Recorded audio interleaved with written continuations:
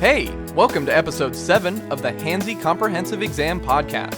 I'm one of your hosts, Lindsay. You'll recognize my guest on the pod this week, Mark Bettencourt, as one of the members of We Can Be Trees, the band we interviewed in episode 5. This episode, I sat down with Mark to talk about leaving academia.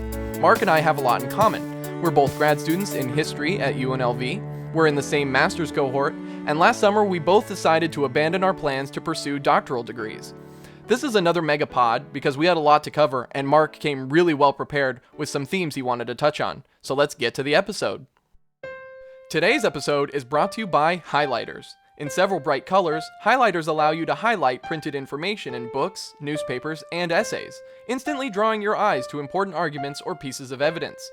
Highlighters also allow you to ruin books for the secondary market.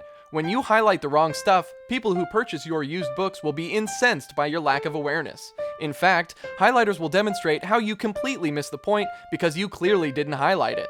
Highlighters, because used books will prove how dense you are.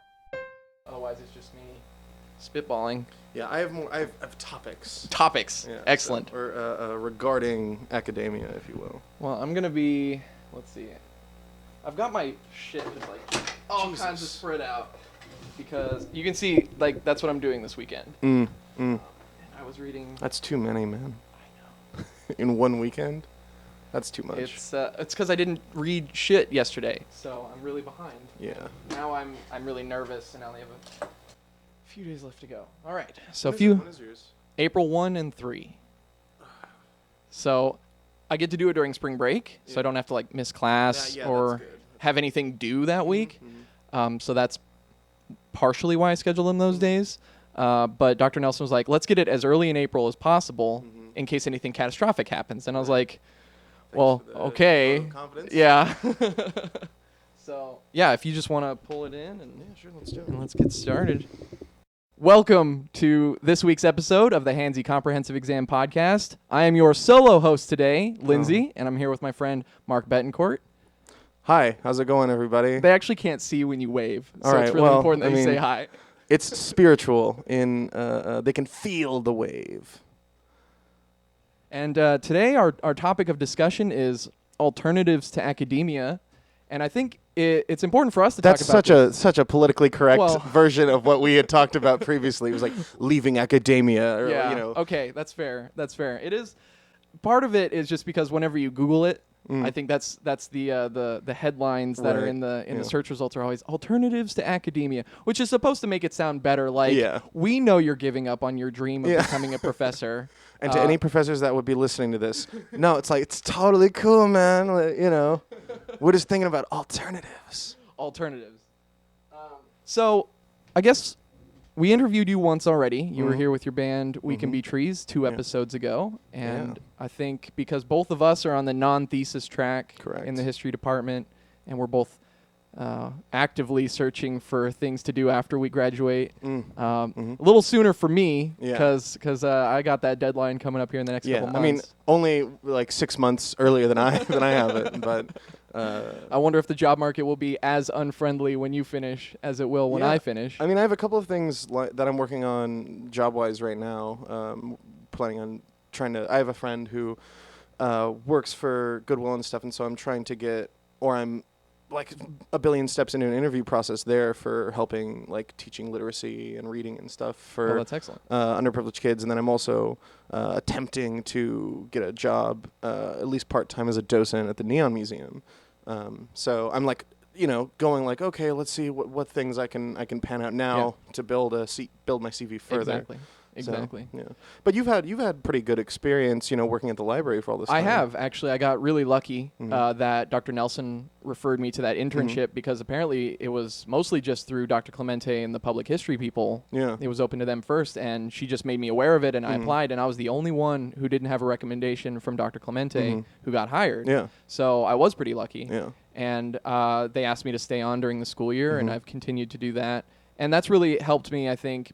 It's helped me network, first of all, because I already went to a conference for archivists that was here in Las Vegas, and my boss really likes me, and she says she'll give me all kinds of recommendations. So, yeah, that's been really helpful. And it's given me really good experience, too, because I didn't even know this was a job that was open to history people. And there is a divide in the library in special collections because most of the people have their master's of library science, but there's some positions where you need to have your master's in history. Right. And that's what most of the older school people, the people who do the processing and work with the collections themselves, they're all history people. Yeah. And I didn't know that. So yeah, it's been really good experience so far. I mean, that was something fortunate for myself that I got into early on, was because we do have a really great public history program at UNLV. And for myself, it was something that I thought was interesting and intriguing. And the further I've gotten into my career in academia, if we even want to call it that at this level, is really eye-opening, because it's kind of insane. I know Shannon was on the previous podcast talking about public history, but it's crazy that that's such a recent field, and I think that's indicative of how ass backwards the field of history has become, that it's taken this long to even think about studying a field that considers the public, which I think is pretty where it had funny. usually been the domain of museum studies or secondary ed people, and now it's being incorporated into the history discipline as well. And I think just looking at the two people that we have in the public history department is pretty indicative that Dr. Kirk, who is like a historian of the West, first and foremost, and then Dr. Clemente, who's a historian of pop culture, right? And they end up being the people who are naturally drawn to the public history program, and they're running the show. Right. And I think you could to a certain extent include Dr. Gallo's work. Oh, absolutely, yeah. And Dr. Goodwin as well. Yeah, Their work absolutely. with the women's history and oral history and things like that, which are very much in tune with the public history, especially in this city, considering what Dr. Goodwin has done with the women of Las Vegas. Yeah, absolutely. And the Women's Research Institute of Nevada, which she helped start as well. Yeah. Okay, good. Right. Do you want to start with? Well, I have a couple questions. I want to get to know you better a little bit, okay, all right. and then we'll jump more into the topic. So Sure. the first question is, what do you do? What do you study? And why do you study it? What do I do? I read a bunch of books and hate my life. No. I mean, currently, I'm a graduate student. I study history. I'm an Americanist primarily of the 19th century. I focus on things like race. I focus on popular culture, print culture, and tangentially intellectual history through that, vis-a-vis Jay Fliegelman, Bernard Bailyn, ways of thinking, using those things, those mediums to understand what a public, a collective understanding of current affairs and culture and history is. So that's kind of what I do, or would have planned on doing had I stayed in, or have I planned to stay in academia. So what drew you to the 19th century specifically? Wonderful man and professor, Dr. Holland, was a early American historian who I was planning on studying with, and then he got a job at Harvard.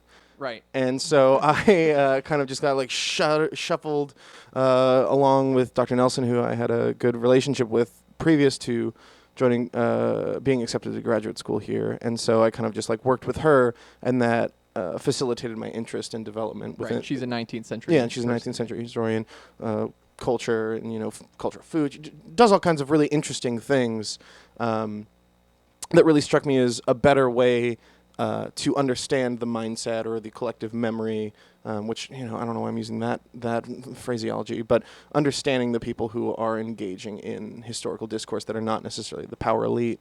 Nice. Yeah. And now you told me you're also working a lot with Dr. A.B. Wilkinson, who he's like an early Republic guy too, right? No, he's more of a early America. Okay. Colonial period. Yeah. Okay. And what does he help you conceptualize? How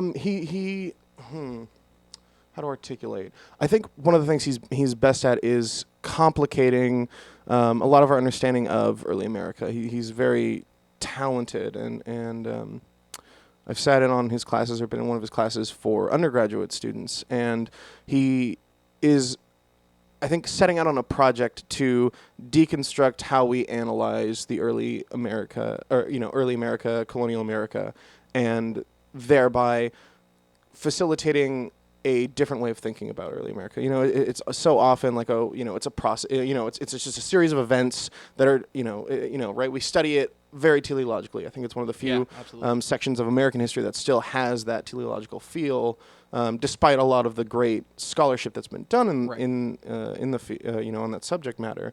And he does a very good job of stripping that away and looking at it at a very objective, I guess, methodology. Now, he's a scholar of race as well, right? Yes. And so, has he influenced your thinking on that at all?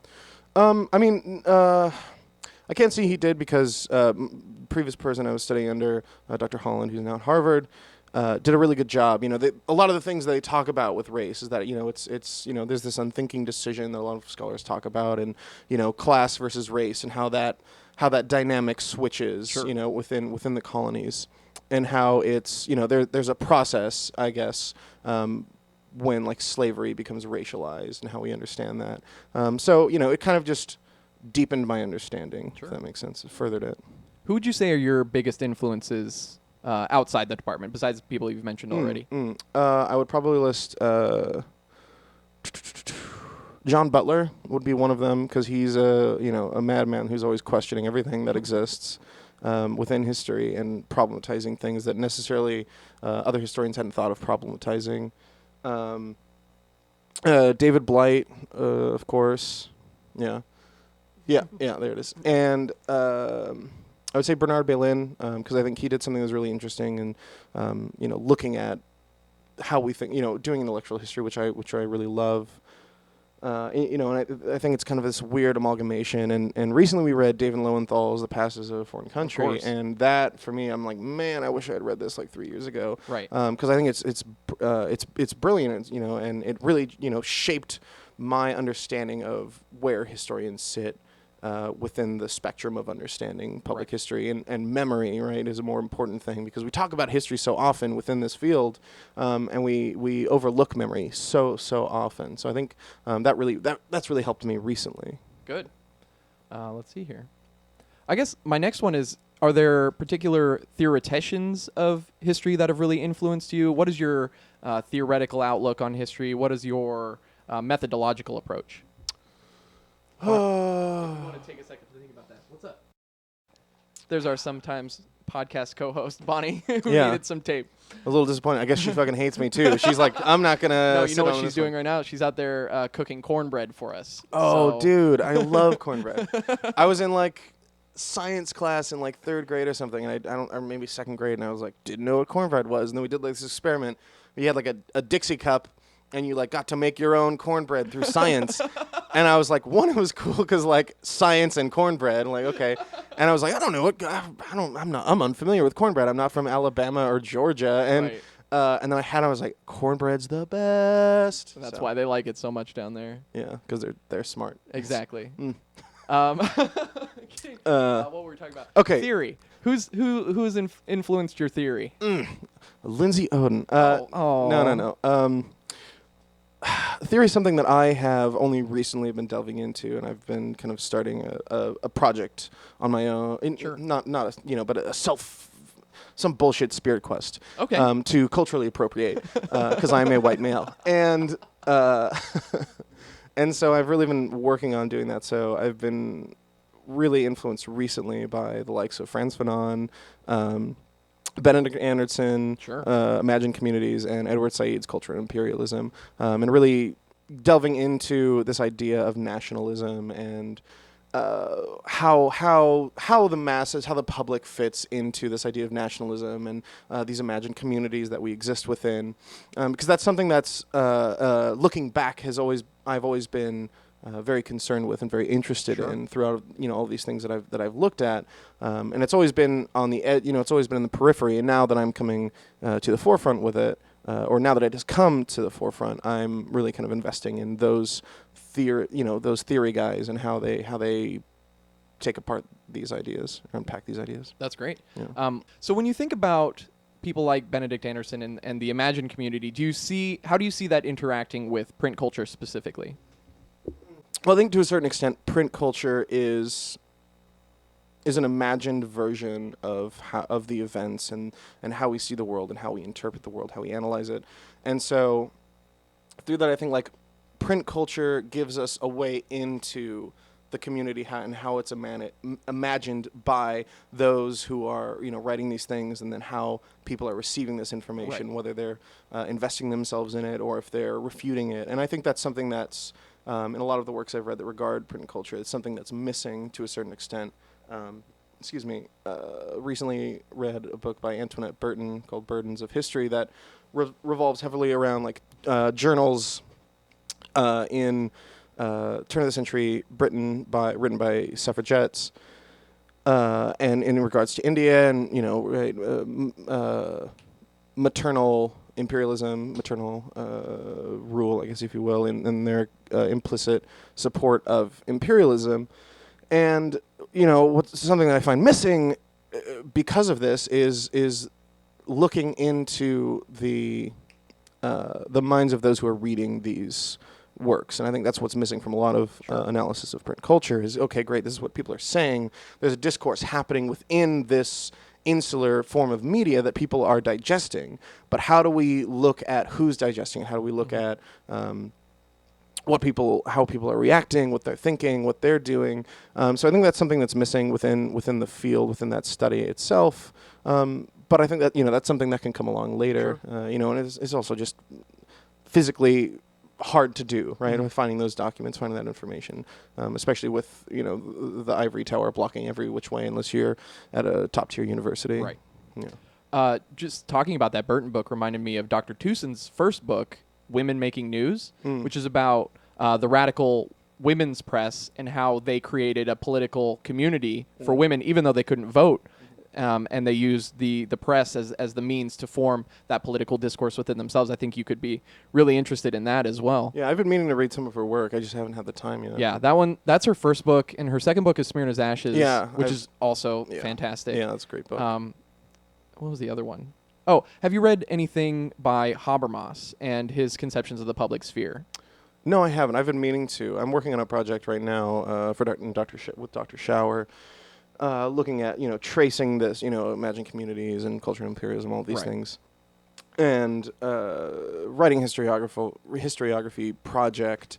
And so I'm kind of expanding. So that's he's one of the people I'm looking to read this week because we don't have class. So, oh, right. Yeah. Nice. Yeah. Are you in Dr. Towson's class? I'm not. No. Okay, because we're reading Habermas in 3 or 4 weeks. And I was like, well, that was a dumb question if he's in the class. Yeah. But you're not, so it's relevant. You've never seen me in that class. I would be failing it so hard if I had been in that class. Here's my problem, is all 3 of my classes this semester are in that same room.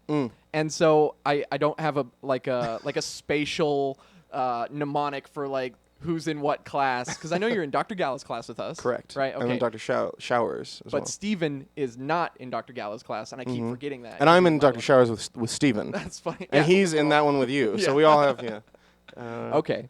Yeah, Habermas in the public sphere. He's a pretty prolific writer about print culture and things like that. So.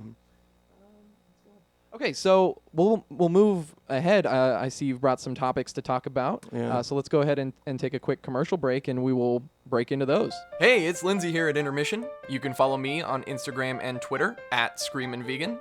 Follow Hannah on Instagram and Twitter at @hands_labyrinth.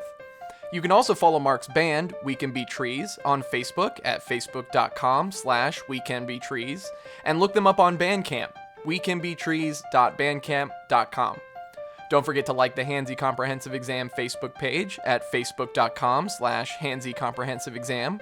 Email the show, handsycompexam@gmail.com. Be on the lookout for new music tracks from my music project, Disciplinary Boundaries. Visit soundcloud.com/disciplinary-boundaries. And of course, follow the Handsy Comprehensive Exam blog at handsycomprehensiveexam.com. Let's get back to the show. And we're back. Woo! Welcome that was back. A great commercial. Did you see the parts of it? Oh, you didn't? Oh, this is a podcast. You guys are fucked. So let's just, I guess we'll move on to our next part. What are your plans after you graduate? You talked a little bit about them already, but I mean, what is your view of what you're going to do with your degree throughout your life here? The view is cloudy. Of course. But it's actually not really. I honestly, I'm trying to set myself up to have a decent amount of CV work, engaging with teaching and public history in various different, to various levels. And I hope, we're moving to Portland next August, and so I'm gonna be one of those douchebags. So like everyone in Portland that's not listening to this, like, know that you're gonna hate more people moving there. And so what I hope to do is either step in as a teacher at a secondary level, or invest myself into a nonprofit organization helping the underprivileged to any extent, sans math, because like they'll be worse off. They will be failures. Sure. Yeah. I mean, you could teach writing. You could teach history. Obviously. Yeah, that's what I'm hoping to do this summer is work on, teach young people, about literature and engaging with the reading and being able to connect the head and the heart to reading and being able to analyze it, not necessarily focusing on the terminology of reading and literature and interpretation, but focusing on the actual process of doing it. Sure. So that's really exciting, and hopefully that pans out. Now, is that an internship that you course of the summer? No, it's a summer program, and they do, it's this institute that does it every summer. And so one of my friends recommended me, or he recommended I apply, and so they have 1 billion application steps, which is absurd. But it's been going well so far. It's been like a 3-week process, and I'm just like gonna kill myself. It's like there was this thing where you had to like record a video introduction and use just like a one shot, and it's like it was very fucking strange. And I was like, I hate the 21st century. It's so stupid. Like I set it up behind like I have an American flag in my apartment, and like a bookcase, and I was like, all right, and I put on a tie, but like don't make it look too nice. You want to look like you're cool with the kids. Like, you got to be Patchwork Adams now, and it. And like I finished it, and I like storm into the bedroom to where my fiance Kitty is sitting, and I'm just like, I sound like an idiot. I said the word engage like 300 times. I'm so stupid. I hate my life. I'm gonna go hang myself. And then like 3 days later, and they're like, oh, it'll take 2 weeks. And like three days later, it's like, hey, we thought it was great. We want to set up a real interview and everything. And I was like, oh, I'm the best ever. Yeah. So, but I plan on going there and hopefully being able to work for a nonprofit, because I nonprofits will be able to get funding a little bit better than schools are. Sure. And I think they have very specific goals, which is not necessarily, there are specific goals within secondary education and public education, but I don't think they're as clear, and I don't think they're as easy to make tangible to students, right? And they're much more institutional. Yeah. Right? Like you have to work within the school's curriculum. Mm-hmm. You have to work with the parents, mm-hmm. with the other teachers who've been there longer and all mm-hmm. that stuff. So I'm hearing from you that you want to work for a nonprofit because it's going to give you a little bit more choice, perhaps, over what you want to accomplish. Yeah, and I think it gives a little bit more room to work with students that need different things, right? Sure. There's limitations to a classroom that you stand in front of, and everyone has these stupid desks that are attached to their stupid chairs with these metal bars on the side that makes you feel like a prisoner, right? And I love education. Like I think it's a beautiful thing, but I can easily understand how so many young people will go, this is bullshit. Fuck you. You're the man. You're a piece of shit. Go to hell. I'm gonna go create art. And it's like, and that's great, like, good, fuck the man too. And it's like, no, you can't say that if you're the man. So it's like this weird paradox where it's like, you're both the man and not the man. And Schrodinger, it's like Schrodinger's authority figure. So. Sure. That should be the title of the episode, Schrodinger's authority figure. Yeah. I have a book for you. It's perfect. Mm. It's called Pedagogy of the Oppressed. It's by Paulo Freire. Have you heard of it? I have heard of it. Yeah.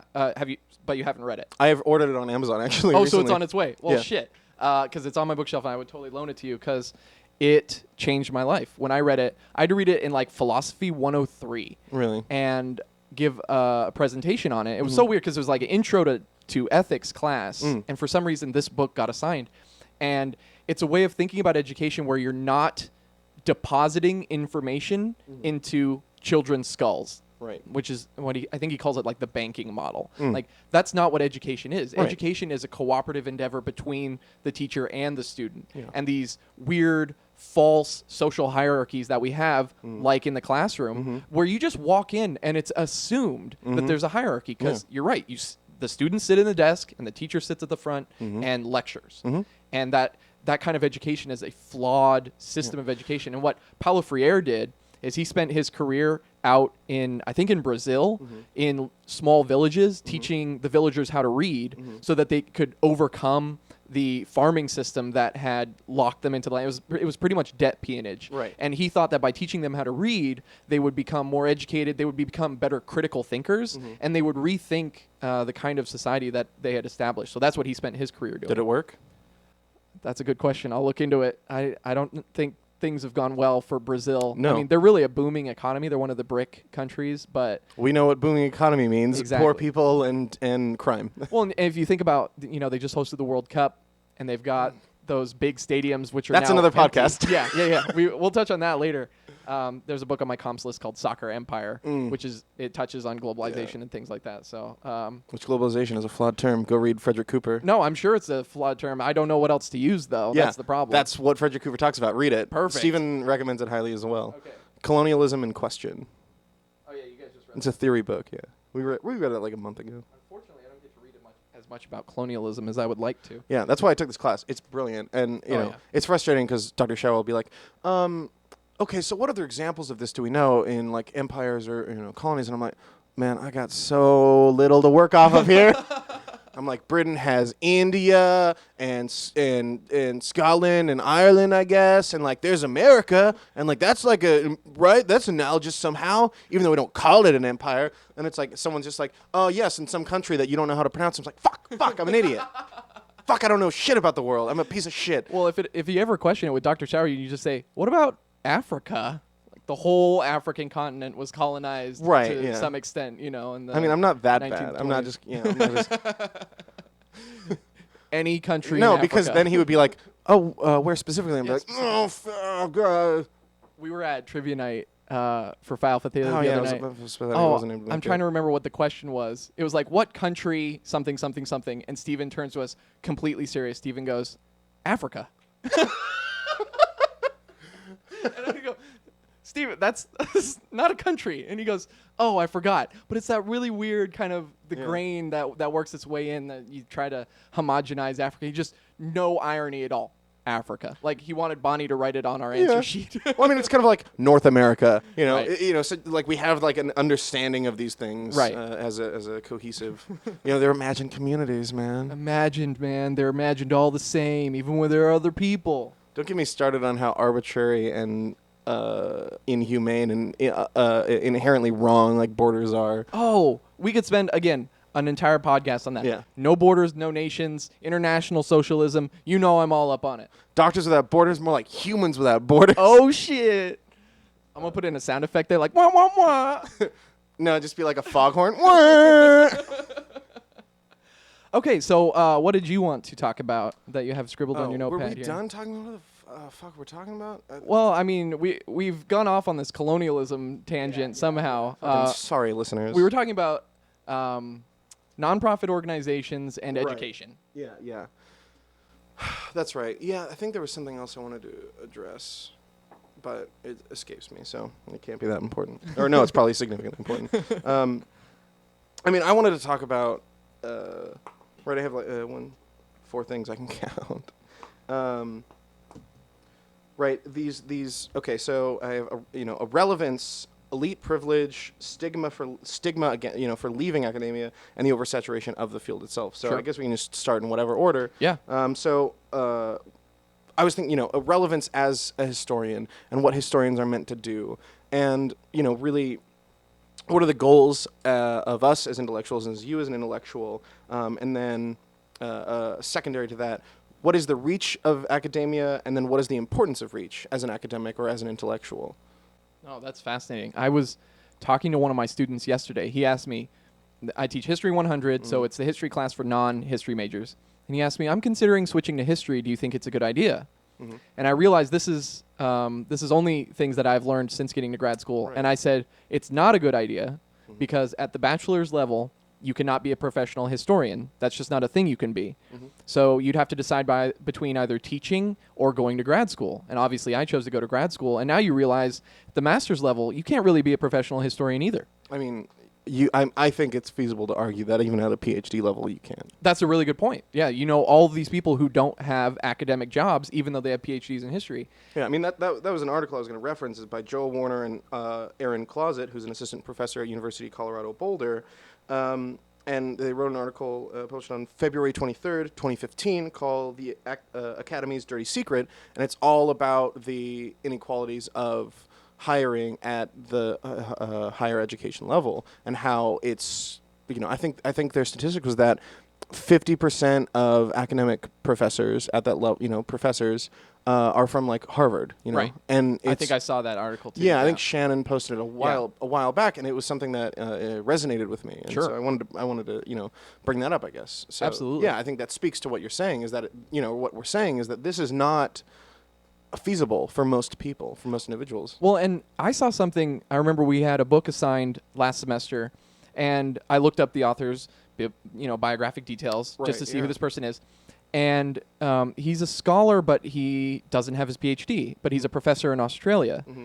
And to me, and this speaks to my inherent bias, I went, oh, this book's probably not very good. Right. Even though the book turned out to be excellent. Yeah. It's actually one of the seminal books of the field, but for some reason this guy doesn't have his PhD. And so it instantly made me think, this book is not relevant to my interests. And I've been doing the same thing while I've been building my comps list. Mm-hmm. If the book is written by somebody who's not a historian, it's like automatically minus 20%. Like, I'm 20% less likely to put it on my list if it's written by a sociologist, a journalist, or an anthropologist. I'm probably not putting it on the list. Mm-hmm. Even though it's got relevance in my field. That's why it popped up in my search, right? And so that's what I've been dealing with as well, is there is a kind of, what is the relevance to the field? Yeah. And there was a gentleman in a class we had last semester, and he is now a computer programmer in IT or something. Right. And he wrote an amazing book, but because the field didn't dig it, they didn't think it was groovy with what the field was doing, he didn't get a job. He didn't get tenure. He didn't have a professorship, and he didn't write anything else, even though the book he wrote was amazing. Right. And yes, it was flawed, but no more flawed than any other history book. It was so important that it was assigned to grad students to read. Yeah. Right? It broke in somehow. There was an audience for it. Yeah. And I'm thinking also about all the people with PhDs who get stuck adjuncting for years. For years. And I read an article, this is what made me, one of the main reasons why I abandoned doing the PhD, because I read that people from not top-tier institutions, and even a lot of people from top-tier institutions, end up adjuncting for no health benefits and no pay. And they end up adjuncting at 3 universities because there's only a certain number of credits they're allowed to teach. Right. So they adjunct at 3 different universities. They commute every single day so they can teach the maximum number of classes they can, just so they can pay the bills. And there's no benefits. Well, I mean, one of the things that, probably wasn't that, but I read something about how, I think it was written by someone who had been in academia, and they were constantly an adjunct, and they're saying, if you have a family, or if you, even if you have a partner, right, a life partner, it's near impossible to have any amount of stability within academia, because you're constantly planting roots, uprooting, moving somewhere else, trying to stay there, and you never know where you're going to get tenure, where you're not going to get tenure. State university, public university, Ivy League, it doesn't matter. It's all up in the air, and so it's just this constant struggle, and that seems so wrong to me. It's something that we all talk about, in history and in academia, is how, we all analyze class, race, gender, right? And yet we don't actually give a shit about these things in a tangible reality, where human beings are having to struggle going from place to place and trying to find somewhere to work, and our practical application of these things that we talk about is bullshit. We don't even give a shit about it. We're beholden to this market, and the market is moving against us. Yeah. Because universities, they don't want to pay a professor. They want to pay an adjunct because they don't have to pay benefits. Yeah. They don't want to hire somebody full-time, and then, man, you think about the anti-tenure movements that are going on right now. Even professors who have tenure right now aren't safe. And you think about the state universities where they have a limited budget. They don't have these giant endowments from, when we talk about Harvard's endowment or Yale's endowment, where it's huge from their alumni networks. And state institutions, of course, have great alumni networks, but we simply don't have that kind of prestige or that kind of funding to raise that kind of money to pay a bunch of professors. Yeah, and there's no way to get to those. There's no way to get prestige when you can't have professors that are staying in a university for more than 3 years. How are you going to build your resume if you don't have a job? Yeah, Because absolutely. I've adjuncted at 15 different colleges in the last 10 years. And they say, how come you haven't stayed at one university? Yeah, and then it's like, because you motherfuckers, because of you, the power elite, the piece of shit capitalist pig that's just trying to keep your job, you're trying to save your own head, and yet everyone else falls down and, and their heads tumble down the river. And I think about publish or perish, too. That who gets published the most, I mean, you cannot deny that there's a certain amount of cachet that comes with the university you're affiliated with. Right, absolutely. So if you're submitting an article and it says that you're an adjunct at Yale, I think, and I could be wrong, but I think it's going to get a better consideration from the top journals than if you're an adjunct at UNLV or if you're an adjunct at a community college. Can you imagine how hard it would be? I think more than that. If you look at someone who publishes if someone publishes a book at Chapel Hill, I instantly think it's a good book. Because of, what I understand. Yeah, that doesn't mean that publications on other lesser-known university presses are bad. But if I see Oxford University Press, if I see Cambridge, or Belknap, Chapel from Hill, Harvard. Belknap, right? You instantly go, oh, well, this is probably better because they published it, which it could be a shit book. We've read shit books. We have. From those publications, so it means nothing. And but the there's older this school idea. historians who leave out so much when they're doing a political history or a military history, that's garbage now. Yeah. We don't care about that stuff. No. We're talking about the Holy Triumvirate, race, gender, and class. And if they're not included in a book, even if it's published by a good press, I guarantee you, probably 70 to 80% of my comps list is either Harvard, Yale, or Princeton, or Oxford University presses. Right. And that's partly because those books tend to make a big splash. They get a big audience. They become important, maybe not even on their own merits, but because of the press they were published in. And not to say that those books aren't valuable. They are. They get published at the top presses for a reason. We just don't know if those reasons are always good reasons. And yet, I would assert that there's this there's this very real possibility that exposure gets you more than the validity of whatever it is you're working on, right? If you publish, because I love music, if you publish a record on Saddle Creek or with Columbia, let's say just Saddle Creek versus Columbia Records, right? If it's on Columbia, a million more people are going to listen to it, and it's going to get more exposure. Does that mean it's better? No, it doesn't mean shit. All it means is that the people that are pushing your product have a better grasp on the market.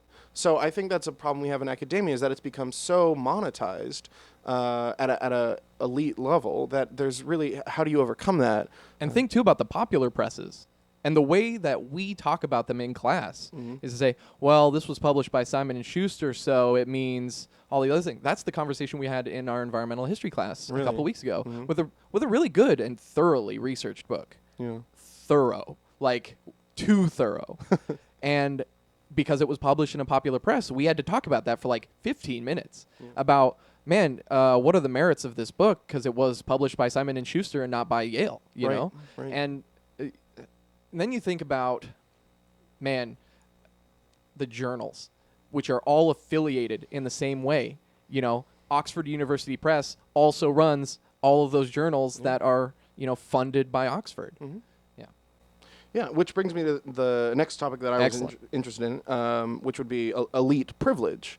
And what concerns me most about this is, right, we're talking about publisher parish and all these things, but I think more than that is who is shaping the field of history, who is shaping historians' memory, right? We talk about public memory, but we don't talk about academic memory and how we think about history and how we remember all of these things in these other historiographies and how we think about those things and how significantly those are quite possibly, and I would argue are, influenced by the power elite. And how, the books that we attempt to write, the histories that we are attempting to construct or deconstruct, the meta-narratives that we're trying to tear down brick by brick are just being reasserted by the formula that has been put forth by the power elite within the field of history. So if you'd like to speak to Sure. this, Well, we talked about hiring for one. Mm-hmm. If you say, did you go to Dr. Salida's talk? I wasn't able to. Okay. No, He had his job offer rescinded Right. because he wrote something controversial. And that makes me think, there are some topics which are simply off limits unless you're somebody who already has tenure, or because tenure brings with it a certain level of protection from things like that. So, and I think there's all kinds of institutional steps which are in the way for those controversial opinions to get through. First, you have to have a job, which means if you're writing on something controversial. I was concerned when I gave my paper at that conference last year, which is a grad student only conference. But just thinking, I may have had the most controversial paper at the conference just because of the subject matter. It's not as if I was apologizing for the Columbine shooters or defending them. I wasn't. I was attacking the fact that you were actually talking about it. Exactly. I mean, there's just some things you can't talk about. Could you imagine if someone tried to write a history of academic hiring and elite privilege within the field of history? They would be murdered. Yeah. Lyndon Johnson would come back, be employed. No, right? No, but I think about certain things like what we call academic freedom. The fact that we have to have a concept to describe academic freedom is problematic because we know that there are certain things which have had to defend themselves with the label academic freedom. People like Angela Davis, people like Dr. Salida, who have controversial opinions, who make the mistake of sharing them with other people. The word published means to make public. And so the first thing is just getting hired. If you've ever written something controversial, that's can I latch on to published to make public? Are we doing that? Are we really doing that? Is anyone in history actually doing that? Fuck no. That's why we have a field called public history. That's why if we have public history, why, clearly we're not making anything public. Right. And, I think that's one of my biggest issues. We are, as a field, as an academic field, we're irrelevant to the greater world. We're too busy talking to each other. And you can, and I think Eric Foner is a perfect example of someone who bridges that gap to a certain extent. He's become so well revered, he's revered within the field, but his works are broad enough in scope and in research that they're being interpreted and inserted into textbooks that kids are getting across the nation, which is great. He's a brilliant guy, but or Howard Zinn, right? They're trying to bridge this gap, but it's not enough. I don't think. I have two things to say. First, about Eric Foner is to say he had to write the seminal book on Reconstruction before he could be considered, to go beyond the academic sphere to do work and do those textbooks and things. He had to publish the book.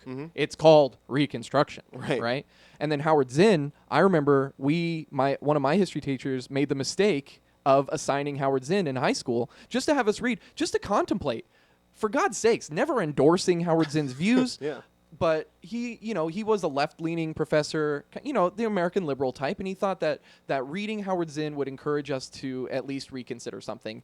God forbid we should ever think about the past in a way that is problematic. Right. And I love Howard Zinn. The only other time I've ever read Howard Zinn was in grad school when the same book got assigned so that we could take it apart historiographically. Yeah. Right? And so, again, Howard Zinn has to be the guy. He becomes the problem that we read him in high school because he was problematic, right? Rather than saying this is a historical discussion, his points are legitimate, we should consider them with the full weight that we would consider any other scholar. And no, we had to read him because he caused problems. And I think that's valuable, of course. But the way that we conceptualize his position in the educational hierarchy as something that is less than, or something that is outside, if you consider it as a sphere, Howard Zinn is outside the accepted sphere. He's only read because he complicates that sphere in some way. And I think that's... I don't necessarily agree with the fact that he's read because he's controversial. To a greater extent, right? Sure. Within the field, yes, I think, because a lot of things he says are not necessarily problematic, but very, very biased, and we have this cherry picking, leapfrogging history nonsense, which is flawed. But all of the people that I've ever come in contact with, it's like, oh, you do history. Have you ever read blah-da-ba-doo-ba-doo? And it's like, no, I haven't read this history about a battle in World War II. I don't give a fuck. But whenever someone brings up Howard Zinn, they're like, oh, it's so great. And they seem to me to have really engaged with the work that he did. And they're very, very perplexed and intrigued with what he's saying, because there's a natural inherent distrust of the authority figure and the history that we're teaching, and this rote memorization that everyone's, this banking format or framework of teaching, and so people like it. That I've talked to from our age to 50, right? People come to me and they say, Howard Zinn, it's great. I've read a little bit of it. It's very interesting. I really like what he's saying. They don't have any idea about the problems with it, or that there's this weird academic discourse and blah, blah, blah, blah, blah. Historiography, no one gives a fuck outside of us. People don't know what historiography means. No. I tell them that's what I'm interested in, and they're like, what's that? And I'm like, okay, I'm never telling people I'm interested in that because the conversation is too long. Yeah. Really? I just say, it's a history of history. I wish I could say that and they would get it, but it's like, that makes even less sense than just the word historiography. A history of history. And then I go like, yeah, it's just the study of like what other people have written about stuff. Well, and even people we know who have said historiography is boring, and I'm like, how dare you? Yeah, but there's a very real, and I think this is indicative of something that happens with people who are smart. We underestimate the average person. And I think it's a tendency of the people that are in an elite position, not necessarily economically, but intellectually in this case, to underestimate those below them. And I think that's not always the case. And I think if you give people a chance to read Howard Zinn for what it is and read it from the same perspective that we're reading it, just like, here's a guy who wrote a thing about the United States. Let's read it. Let's see what he says. Let's see what's good. Let's see what's bad. And that's it. People will engage with history and with higher, with conceptual critical thinking. Right. But I don't think we don't provide the opportunity for that. I think a lot of our curriculum is boiled down to, can these kids understand it? Because I know, like, even teaching History 100, we've had to question ourselves going, is this going to be too hard for our students? Mm-hmm. And to me, there is a certain value to that, because you say, man, if our students don't get it, then they're really going to flounder on the exam. They're going to have a harder time in college if they don't pass this class, whatever. But at the same time, it's like, we need to keep the standards high in order to make them think. And why are we so concerned with the knowledge, right? That even the term knowledge, we shouldn't be teaching people knowledge. We should be teaching them how to think, right? That's something that you hear all the time from all kinds of different educators. We want to teach kids how to think. You haven't taught them how to think. Well, even more than that is like, what does that mean? What does that mean? What is, like, I agree.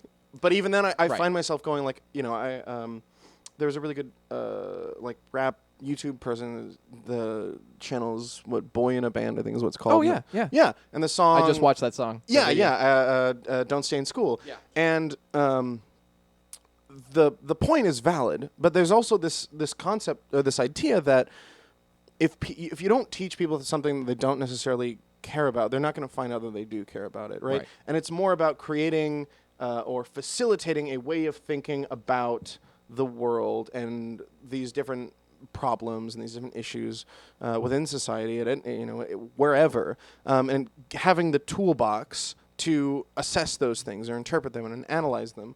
And I don't think that impulse of the educator, of the system, of the institution is ever made clear. Mm-hmm. When you were in high school, when you were in middle school, did anyone ever say, we're trying to give you guys something to work with so that you may not care about history, you may not care about math, but we want you to learn how to unpack these things? No one ever said that to me. No one ever articulated that. Yeah, because it's always like, what year was the Declaration of Independence adopted?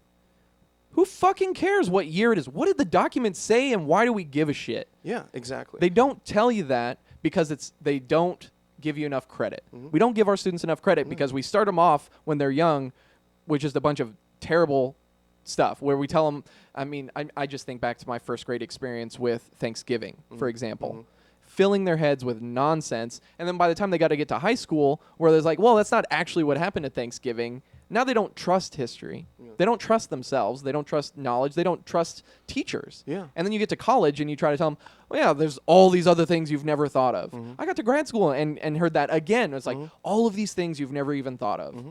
And they don't trust us because it's like we've been hiding something from them. Mm-hmm. And that's how we teach history, is we got to dumb it down so much where we hide all the things that are complicated so that you get the general feeling. Right.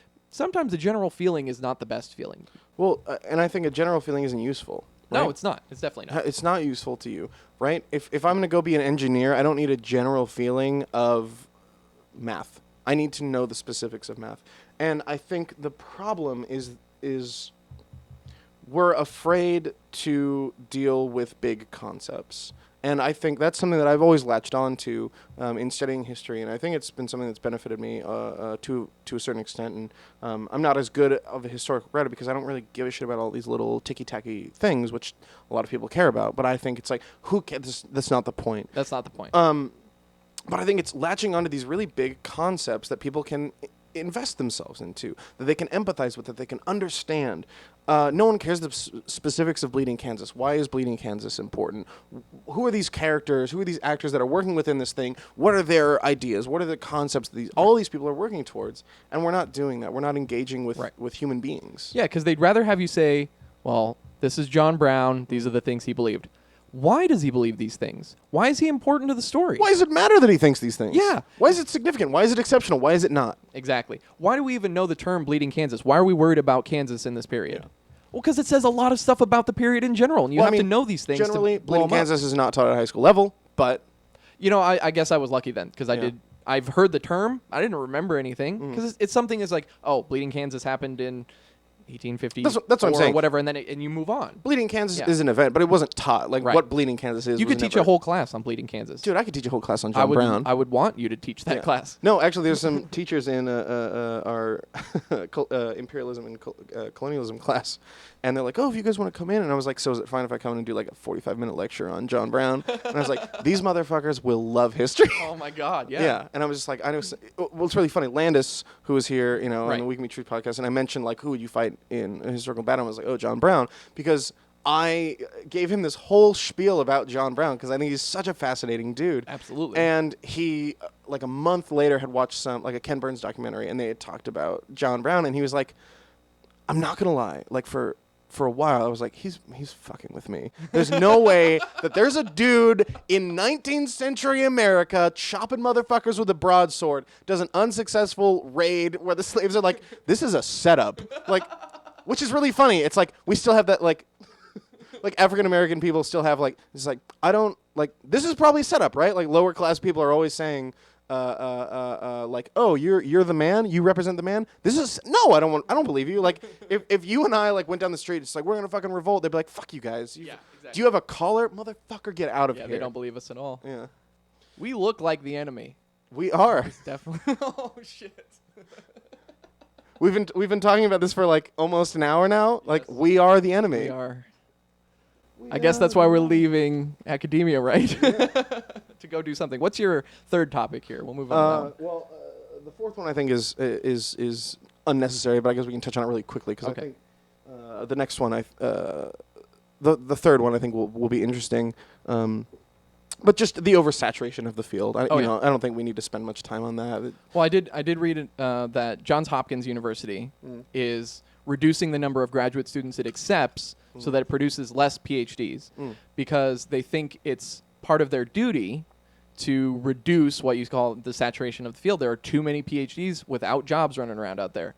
And I thought it was interesting. I thought the person who wrote the article is garbage. I'll have to look up the article specifically. But the idea resonates to some extent because if you keep the standards lower, artificially low, where you're collecting more tuition money or whatever, because the more people you let into your program, the more they pay in tuition. They teach classes for almost free, compared to other teachers. You and I, as GAs, we make almost no money, right? So it's easier to let us in and let us teach the classes than it is to hire a full-time professor and all that. So you keep the standards artificially low, and then you have a bunch of people who graduate with no job. Yeah. And something that I wanted to bring up was we have an oversaturation of individuals within academia, but do we have an oversaturation of good work? And I don't know if that ratio is equal or not. And I think that, if we know the answer to that, that's a big deal. Because if we have an oversaturation of good work and there's too many people doing really good history or doing really good math or really good science, that's good. We should have more jobs for these people to do something better. But if they're not, then the fault is on academia itself. It's on the ivory tower to fix that. Yeah. And if it keeps producing people who are not ready, if they're graduating, if they have their PhD and they're not ready to do the work, to be rigorous, to be outstanding intellectuals, then there's a question of why did you bestow this person the highest degree in the field? But even then, I think the problem comes down to of qualifying these things. Who's ready? Who's not? Who's intellectual? Who's not? Who can be good? Right? You can have someone that sounds like a fucking idiot that can't teach a fucking class, and they can be an amazing writer. Oh, and we've brilliant met people. thinker. They're so much better in writing than they are speaking. Yeah. And how do you deal with that, right? We need this full package. Like, what is a full package? Why don't we expand the way we think about a field or higher education besides just teaching and research? There's more to an individual, and there's more to what students need, and there's more to what research needs, right? There's all of these different things, and they're also they're all bifurcated from one another. Mm-hmm. Everything's separated.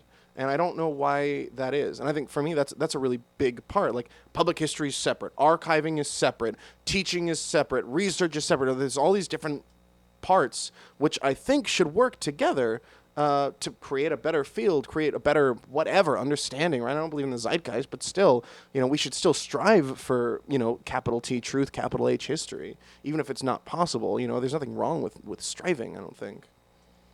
I think that's a good way to say it too, because I don't believe in capital T truth, but that hasn't stopped anybody from continuing to work at what they're doing, right? The whole postmodern movement, everybody didn't just stop writing because they were like, oh, we give up. You're right. You're right. There's no truth. Yeah, and they just keep working at something. And I think the idea of striving, like you said, that word is very potent here, is to keep striving for something. And even if all of our goals are socially constructed, right, most of the time they're constructed for some kind of reason, right? Education is usually set up to make good citizens, people who know they're educated enough to make good decisions, right? That's what they tell us. They say, we want to prepare the next generation of Americans for citizenship, right? When you have to be prepared for citizenship, what does that say about your preparation, and what does it say about your citizenship? And so I think striving to either better define what those things are, those goals that we want. And that's I think that's the major, and now I'm just tooting my own horn, but the idea of deconstructing historical knowledge and then reconstructing it in some way, taking into account the things that are in our theoretical toolbox. If we're building something that is, in quotation marks, better, then we should continue to push for that. And I think that's where the historical field is right now, is that theory just seems to be something that people incorporate, sometimes without thinking about it, sometimes very explicitly, where people are working either, and it doesn't matter if you're using Marxist theory or post-colonial theory or postmodernist theory or whatever. Feminist theory. Theory, right. Exactly. And to think, I mean, you mentioned Benedict Anderson. What do we call his theory? Nationalist theory? I don't know. That doesn't make sense. But you're certainly building on him, and you're taking that kind of intellectual framework and producing something into the field that will move forward. Yeah, and I think, with theoretical framework, because it's something that's come into something that I'm learning more about now, which, one, why is a master's degree 2 years? That's right? Yeah. No, I barely got here. Yeah, I know. It's like, what the fuck? Like, it's like just that whole. We can talk about it in a second, but it's either someone in theory is brilliant or they're a fucking idiot, right? There's no in between. There's no this is valid. This is valid. This is good. Oh, let's combine these things. It's just like, no, there's queer theory, and then there's literary theory, and there's these are these defined things. It's like, why do they have to be defined? Why not just why do we have to define all these stupid things? What is the point, right? Why are we just create your right? I think we're afraid to be creative in our scholarship and in academia. I think there's a very real fear that pushes against us to be creative with what we do, because those at the top, the silverbacks, will come down upon and say, no, that's not right. That's not how you do this, right? Like the gentleman we were talking about earlier, who's now in IT because he wrote something that was controversial, which it really wasn't. We're graduate students and we're like, oh yeah, that's cool. It's a cool idea, right? We're not going, what a piece of shit. Oh my God, I'm so offended, right? We're not doing that. You're not adopting his intellectual mindset as your own. No. You're like, this is unproblematic, uncritical. I'm just going to do what he does. Yeah, we're not in like some communist dictatorship where it's like, oh, if you read something written by whoever, then you'll think that immediately. It's like, that's not the world that we live in, man. That world doesn't exist. Even if I could remember every word that my favorite theoreticians have written, I mean, it's just, some of it is, they don't give us enough credit at that point, as students. Where they're like, oh, you're going to uncritically accept everything a teacher says to you. I don't think I've ever met a single student in history or in any other discipline who's gone, that's 100% correct. Yeah. And I would hope they wouldn't think that.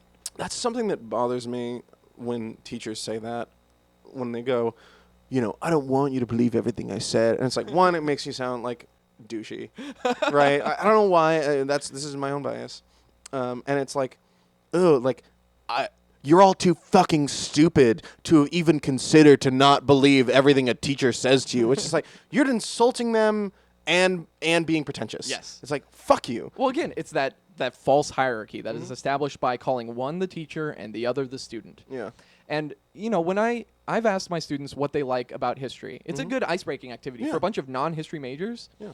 And what they say is always something like, I really enjoy military history. Right. When you get into the history field as it is constructed now, nobody studies that anymore. Not and really. if they do, it's always as something else, as cultural history, as social history, right? We don't study the great generals anymore. Nope. That's important. All that stuff's been written already. We don't care about it anymore. We don't want to talk about soldiers. We don't want to talk about generals. We want to talk about the people who are, cooking the food. Has that book been written? That'd be a really interesting book. I want to know who the cooks in the military are and what. Dr. Nelson will probably write that book. Oh, of course you would. But the idea being that when kids tell me that they're interested in military history or something like that, and then I go back, to my own classes where we never talk about that anymore, there's a serious disconnect between those two things. And then I think when students move from being an undergrad to a grad student in history, they don't understand that disconnect when they get here. And I think that's the experience that a lot of us have had. Like, just talking to you and some other people, they were like, they had no idea what to expect in grad school. Mm-hmm.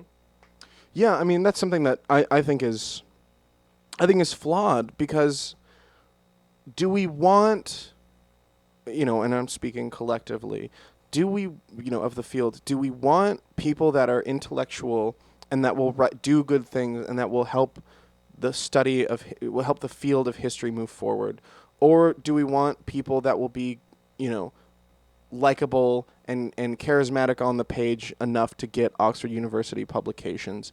And whichever one of those we want, we need to accept it. We need to go, this is what the field wants to do.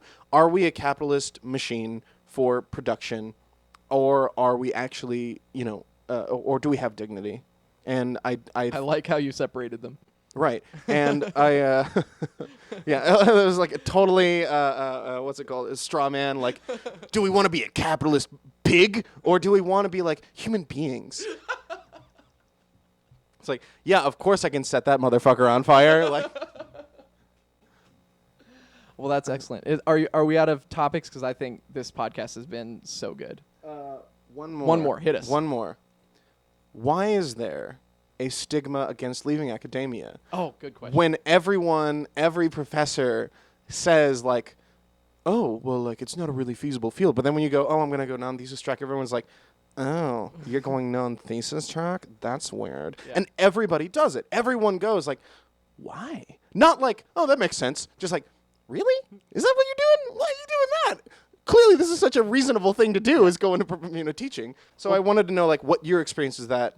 I think there's selection bias, because the people who tell us it's a bad idea to leave academia are all academics, first of all.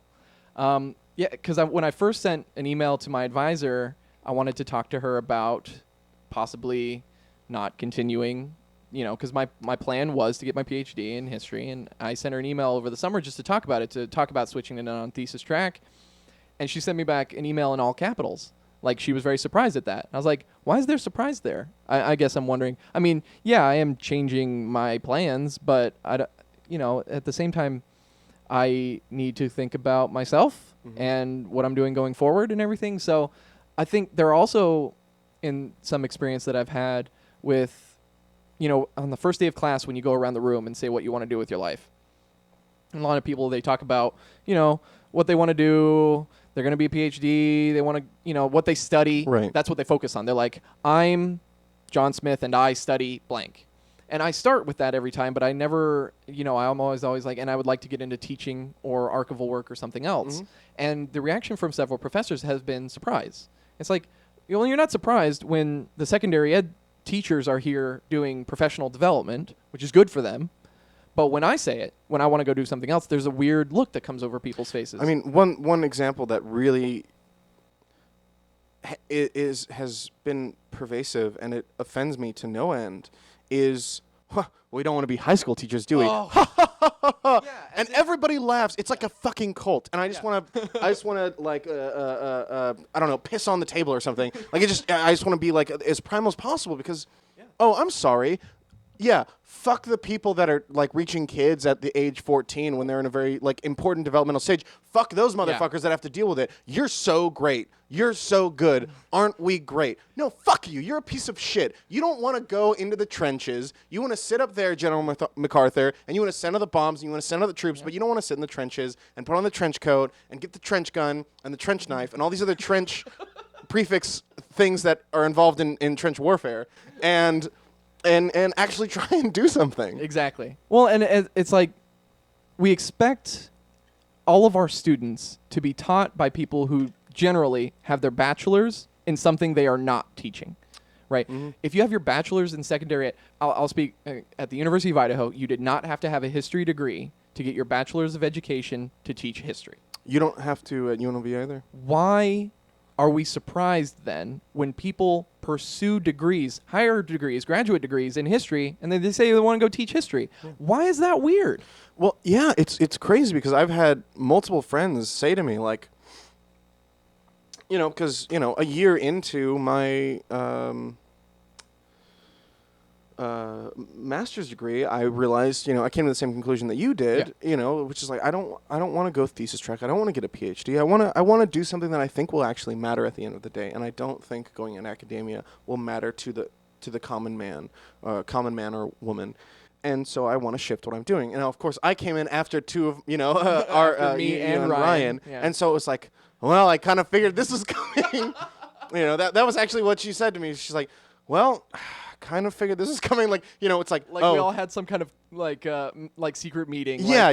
Hey guys, we're all gonna quit, right? Yeah. I think she quit together. It's a suicide pact. It was like she knew. She was just like, oh, you want to talk about? Yeah, all right, yeah. There was no more surprise. She was just like, I'm ready for this now. Let's also explain that Dr. Nelson has been nothing but supportive. Oh, absolutely. She's let's wonderful. Not cast aspersions. Oh, no. But it's just really funny.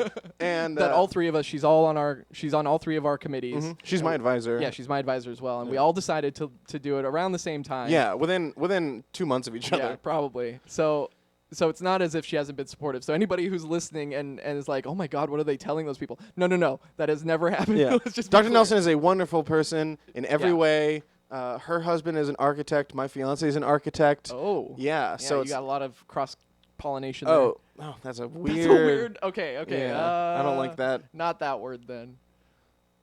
Yeah, we have a lot of interaction. Parallels. Intersections. Okay. And. Not yet. That's what she said. That's the third time she's come in. She offered us some food. I guess we got to wrap up so we can go eat. Yeah. Yeah, but there's always this stigma for leaving, and fuck academia, fuck the man, fuck the power elite. That's it, I guess. I'm gonna keep that as like a bit. I'm gonna put together like a highlight show. Yeah. And that's gonna be part of it. It's gonna be like all my weird things, like I hate America. I already have a clip of me saying that. Yeah, that's good. So just put them all back to back to back. Just be like. The subversiveness. No, you need to like get an interview at a school district and be like, this is my body of work. I hate America. Fuck the man. Fuck the police. Fuck authority. Fuck the power elite. And then they'll be like, okay, all right. Well, I did just write a paper analyzing the political messages of rap. Right, yeah, which is awesome. Which it's so funny that you did that. Yeah.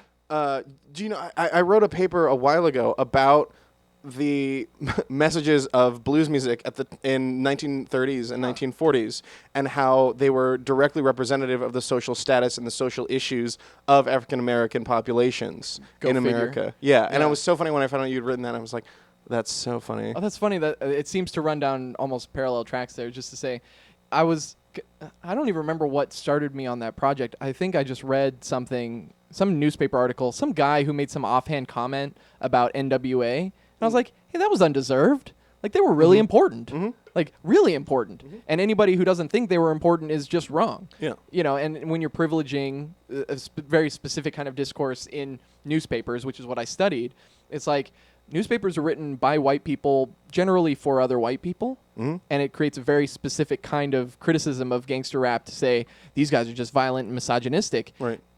You know, white culture has been violent and misogynistic too, right? Yeah. you know that culture has just been misogynistic. Yeah. There's all these bifurcations. Yeah. So if we're good on that part of the discussion. Yeah, I think I'm good. All You right. want to do recommendations? Yeah, no, let's do lightning round first. Oh, fuck, we're doing that? Yeah, all of right, course we're going to do that. That's everybody's favorite part. I've been on here before. So I think they just skipped to the lightning round. I know I do. Yeah. You can just pick them randomly. I don't care. Okay. Just pick whichever ones you choose. Let's do number 4. Okay. Lightning round. X-Men, Avengers, Justice League, or Suicide Squad, and why? I would go with Avengers for a lot of reasons. One, Captain America is one of my favorite superheroes because there's this idea that like Captain America just represents like, oh, capitalism and bullshit, but it's like there are a lot of times when Captain America is like, you know what? America's fucked up, but I'm going to do the right thing because I represent what it should be. And there's actually like a storyline where he becomes someone, like he's another different superhero. Like I think it was during Vietnam, the creators, like he was written in and he was like a different superhero. Like, and he was just like, I don't believe in the man, but I still believe in America. And like, I don't know, he smoked like pot or something. Of course. But I like the Avengers because it's something I grew up on. And I think the Avengers is really cool because it's like this weird cross-section of all these misfits, you know, which I guess you could describe any of these groups as. Well, that's why I like Suicide Squad, because they have a great backstory. But go on. And I think it's really great because it's really interesting to see the dynamics of all of these individuals who are, in their own right, so amazing, right? Like X-Men, you don't get that same feel. It's like, yeah, with Wolverine maybe, or Jean Grey, that's like, oh, well, they're really great, but everyone else works together. But in this case, like with the Avengers, it's like all of these people are fucking amazing. They have their own storylines. They're all really killer. So the storylines where they all have to work together, I think there's the stakes are really high. They have to be really high. The Iron Man movies, standalone movies, are excellent. Bullshit. Okay, well, you believe whatever you want to believe and be wrong. But then, so my point was to say that Iron Man on his own is an excellent superhero. Right. And then, like you're saying, they come together and they bring all of those things together. I would love a Black Widow movie. Yeah. Yeah. I mean, I would like a fucking Black Panther movie because Is it coming? I don't. I've heard it. Yeah, but I don't know. it's been passed around 100 times. I'm sure. Yeah, but like, fuck, man, Black Panther's a cool ass superhero. Like, oh, just a good dude that looks like a jaguar fucking people up with like adamantium claws. Yeah, that won't do well in Blockbuster. Like, because he's black. Like, they'll probably make a black, like the White Panther. Oh no. And he's like, his past is like he was in the KKK. Oh no. Oh God. That's a good place to leave that one. Lightning round. You are forced to participate in a gladiatorial Hunger Games scenario. You get to choose one melee or projectile weapon to start the contest. What do you choose and why? Funny answer. No, real answer. I would choose like an airstrike. No. Like That's a projectile weapon. Those No. are projectile. No, by projectile I mean like crossbow. Fuck you. I was trying to cheat the system. It's like you hacked Call of Duty, so you start every round with airstrike. If I had to choose a projectile or melee weapon, I would go with a halberd. Because one, I would get to use halberd because it's really cool, and it's just be like, people would be like, oh, motherfucker's got a halberd. Like they don't want to know. It's like I don't know how to use it. Like I barely know how to use it, but it's like, they don't want to take the risk. It's like if there's like all of these weapons and guns and shit, and one dude picks a halberd, you're just like, I don't know if he's crazy. I don't know if he actually knows how to use it. I'm not gonna mess with him. And then I can just like use it to chop down trees. And, Everybody like, start knows how to fires. use a sword. Right? Yeah. Nobody knows how to use a halberd. Exactly. So there's gonna be like, he must be really good. Like he must know what he's doing. So it's like it's on multiple levels. Don't mess with Mark. He picked the halberd. Yeah. Lightning round. You are forced to listen to one song for the rest of your life. What song do you choose? For the rest of my life. Yeah, you got to hear it. It plays like all the time. All the time. It follows you around. I can tell you what mine is right now. Is the intro song to Rent, the 5,000 whatever it is, the 25,600 minutes. Because it won't leave my head. It's been in there for weeks. So right now, that's the song that is haunting me. I would go with I'm gonna go with Electric Six is at the gay bar. Oh, no. Okay, we'll take it. Lightning round. Who's your favorite film director? Favorite? Actually, pretty easy. Stanley Kubrick. Which one is your favorite film? What is my favorite? Yeah, if you had to pick one. If I had to pick one, I would go. 2001. I think it's brilliant. I think it's well done. I think he does a much better job than he does with some of the other films. I think it's more than a lot of his other films. It's revolutionary on a technical level, on a practical level, on a narrative level. So I think it covers all of these things, right? Like The Shining doesn't do, or Clockwork Orange doesn't do, or whatever the one about the fucking French dude. Which is really cool because he does it all by, it's shot all by candlelight, which is amazing and very impressive, but I don't think it's as solid of a film. Although I wish he would have been able to do his film about, I think it was Napoleon Bonaparte. He was like writing that film and he died. It never happened. But apparently like when they were in works on it, it was just going to be like immense in scale, which for the time is crazy. And it was just going to be this insanely epic thing. And it just, he died. Yeah, of course. Of course he died. Lightning round. All right, let's do this next one. I asked Landis this question last time, but if you could fight any person from history, who would you fight? I would fight Andrew Jackson. Andrew Jackson. Yeah. What boils your blood and makes you want to fight Andrew Jackson? No, it's just like Andrew Jackson is a badass. So it's like if I could beat Andrew Jackson, like everyone knows like Andrew Jackson, he's got like bullets in his chest and shit, and like old Hickory, and it's like, dude, I would fuck that guy. Like if I was able to somehow miraculously fuck up Andrew Jackson, then I would replace Andrew Jackson in the history of badasses. Oh, sure. So you would have the championship belt. Exactly. Yeah. Got it. Lightning round. Who is your favorite comedian? We've talked about this before, and I love a lot of comedians, but I think currently my favorite comedian would be Bo Burnham. Bo Burnham, yeah, he's my favorite too. I think he's brilliant. I think he's amazing. I think he's covering all of these topics that concern individuals currently, which is why I really really identify with what he's done. And he's also grown so much from when he was just this YouTube personality that wrote like these songs that are funny and like there are bits of them that are smart. And he's progressed so much. And he's only a year older than us? I think he's 24. I think he's either a couple months younger or a couple months older than me. Oh, because I'm 23. Right. So he's a little older than you. Yeah. He's right in our generation. Yeah, and I think he speaks so well to our generation. I think he does it in such a creative way. Yeah. And he loves being meta, and that's something that I really, really adore. Yeah. And the other thing is that he never went to college. He went straight from high school to doing this comedy thing. So I would recommend, real quick, What? And what was the first one? Words. And those, I think, are both on Netflix, I hope. I know they're both on... I know What is both on YouTube and Netflix. He released it on YouTube. I don't think Words is on Netflix. I think it might be on YouTube. Well, if you have to find it, go find Words, because it's good. And then you can watch him progress just from Words, and then 2 years later he does What. Mm-hmm. And What is infinitely better. Oh, man.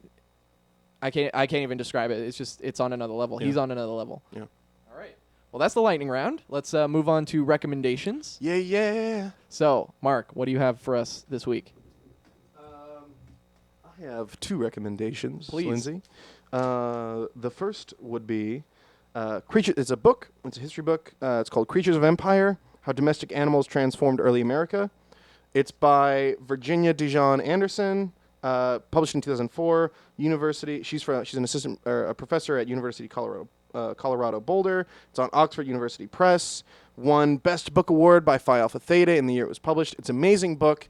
It expands upon this idea of ecological imperialism in a very good way, in a very brilliant way that helps us understand the endemic cycle of warfare and push against indigenous Americans and colonists in a way that's much more explicit than other works had done before. Great book. Yeah. I also recommend it. Yeah, great one. And then number 2 is the movie Chappie, which has just come out, directed by directed and partially written by Neil Blomkamp, the guy who did District 9 and Elysium, right? Is how you pronounce it? I think so. Yeah, it was a shit movie. So he's really Yeah. He's got a very clear perspective.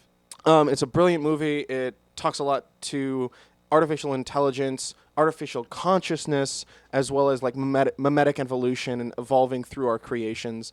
And it is beautifully done. There's really good acting. Dee Antverd, Yolandi and Ninja are both in it, and they're fucking good actors, man. I was going to ask you how you thought, if they hurt the movie I at was all. so surprised. Good. No, because I came into it, I was like, oh, this is like a realistic version of RoboCop. So I was like, I don't care what it is. It's District 9, dude. I'm all about it. But I went into it, and it was an amazing movie, and I've never been both so terrified and so awestruck by beauty at the same time. Because one, I'm terrified of artificial intelligence because I know that eventually, when we can get it to that point, humanity is irrelevant and unnecessary because we'll be able to implant consciousness into robots that can analyze the internet in 10 seconds and have all of that knowledge on a process all of that knowledge, which you and I cannot do. No, never. And we will never be able to do. It would take us lifetimes.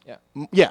Multiple lifetimes. So it's terrifying, but it's also beautiful, this idea of creating life and what life is. And it really problematizes how we think about individuals and how significant society and our environment and being socially constructed intellectually and emotionally, how important that is to our development as human beings. So I think it covers a lot of levels. It's a beautiful movie, very well filmed, amazing special effects. Go and watch it. Chappie. Do it. All right. My recommendation this week is I'm going to recommend the Cracked podcast, episode 65, and it's called Why Pop Culture Hates Poor People. And this came out a couple weeks ago. The people on the podcast from Cracked, it's Cracked, so it's really well researched. And so they argue that in TV and movies, unless the movie is specifically about poverty, the characters never have to worry about money. Think about something like Friends, how they could afford an apartment like that, and they never work. And I think it's the podcast is really about how culture naturalizes middle-class ethics by never showing how characters have to confront money trouble. They never deal with how money actually works, and they talk about all kinds of stuff from TV shows like Friends and It's Always Sunny in Philadelphia, how the characters never have to worry about money, and the ways that culture really does naturalize this thought like money is not a real issue. The people who have issues with money are lazy or something like that. So go check out Crack Podcast, episode 65. And that's it for this week. If you would say goodbye for us. Goodbye for us. Thank you, Mark. And we will see you next time on the Handsy Comprehensive Exam Podcast. Thanks a lot.